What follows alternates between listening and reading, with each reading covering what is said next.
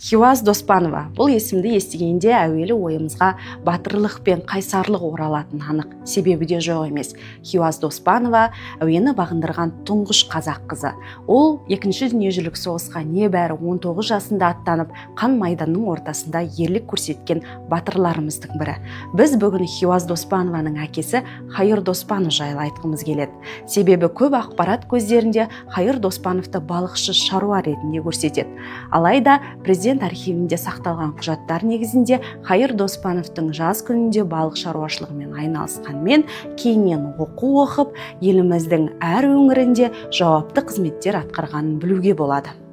Мысалы, өз қолымен толтырған мына жеке іс қағазда 1917 жылы Батыс Қазақстан облысының Ганюшкин ауылында милиционер болып жұмысқа кіргенін, ал 1926-27 жылдары Қызылорда қаласында заң саласы бойынша білім алғанын жазады. Кейіннен Бөкей губерниясында сот мүшесі, Жетісу губерниясы Алма-Ата қаласында бақылау комиссиясының төрағасы орынбасары болып жұмыс істейді. Сонымен қатар архив құжаттарында Хайыр Доспановтың жеке іс парағында ол татар және орыс тілдерін жетік білетінін жазған. Отбасылы екенін, 4 баланы тәрбиелеп отырғанын да атап өткен.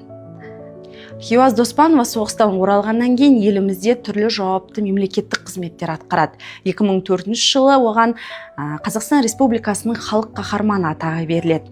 Осы халық қаһарманы атағын беру туралы жарлық және 1951 жылы өзі толтырған жеке іс қағаз өмірбаяны фотосуреті президент архивінде сақтаулы тұр.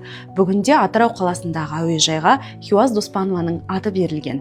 Біздің ойымызша батыр қызымызға көрсеткен үлкен құрмет деп есептейміз.